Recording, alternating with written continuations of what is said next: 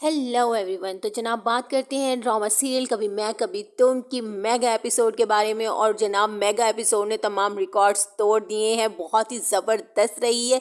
तो जनाब ये लास्ट एपिसोड थी इस ड्रामा की, और इस ड्रामा ने जो है तमाम आवाम के दिलों को छू लिया है। और इस लास्ट एपिसोड ने बहुत ज़्यादा लोगों को रुला दिया है। तो मुझे यकीन है कि बहुत सारे लोग जो है ना सिनेमा हॉल में भी बैठे बहुत ज़्यादा रो रहे होंगे। तो जनाब ये ड्रामा जो है बहुत ज़बरदस्त गया, और मेगा एपिसोड ने तो सबके घरों में नहरें चला दी होंगी। हाँ जी जनाब, तो मैं बात कर रही हूँ कि कुछ इस तरह के सीन दिखाए गए हैं, कुछ जो है वो शर्जीना की तरफ से और मुस्तफ़ा की तरफ से, जो जनाब रो रो के जो है ना वो हमारी महिलाएं जो है ना वो थक गई होंगी। और ये ड्रामा जो है बहुत ज़्यादा हैप्पी एंडिंग की तरफ गया, और एंड में ज़रूर जो है ना उन सबके जो है ना फेसेस पे स्माइल आई होगी, बिकॉज ड्रामे की एंडिंग बहुत ज़बरदस्त लिखी गई थी और सबकी उम्मीदों पर पूरा उतरी है। सब ये चाह रहे थे कि बहुत हैप्पीली एंडिंग हो, और ऐसा ही हुआ। जिस तरह से मुस्तफ़ा ने जो है वो अपने अब्बा का घर जो है उसको वापस दिया, ये बहुत ही खूबसूरत किस्म का सीन था। और जनाब जहाँ दिखाया जाता है कि अदील को भी मुस्तफ़ा छुड़ा के लाया था, तो जनाब क्या टैके से चल के आ रहा होता है ना, तो ज़बरदस्त लगा मुझे, तो जनाब बहुत ज़बरदस्त लगा।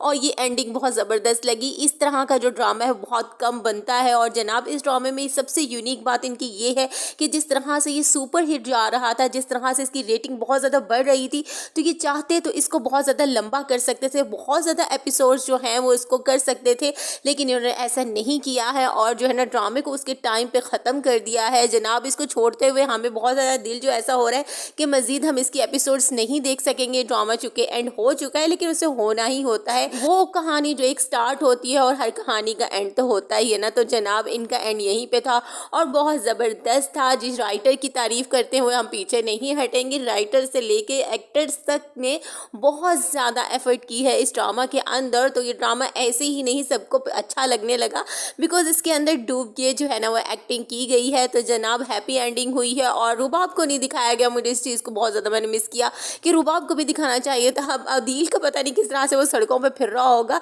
लेकिन शर्जीना को जो मुस्तफ़ा मिल गया और मुस्तफ़ा को शर्जीना मिल गई। लेकिन इसके अंदर एक ट्विस्ट भी था कि दिखाया गया था कि मौत, और हम सब वेट कर रहे थे कि मौत किसकी होगी, तो एट दी एंड जनाब मौत किसी की भी नहीं हुई, बिकॉज इतना ज़्यादा रुला दिया गया था सारी आवाम को।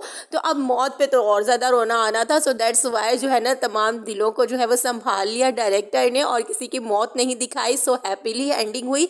तो ये ड्रामे की जनाब इस ड्रामे के एंड पे जो है ना इसकी डेप्थ में जाके हमें ये समझाया जाता है कि किस तरह से जो है वो हम अपने बच्चों को जो है वो खुद ही अपने ही रवैयों से जो है ना उनको बिगाड़ देते हैं, और किस तरह से उनको संवार देते हैं। किस तरह से उन दो भाइयों के दरमियान में फ़र्क दिखाया गया है जो कि उसके पेरेंट्स की तरफ से था, और बहुत ही स्टार्ट से था।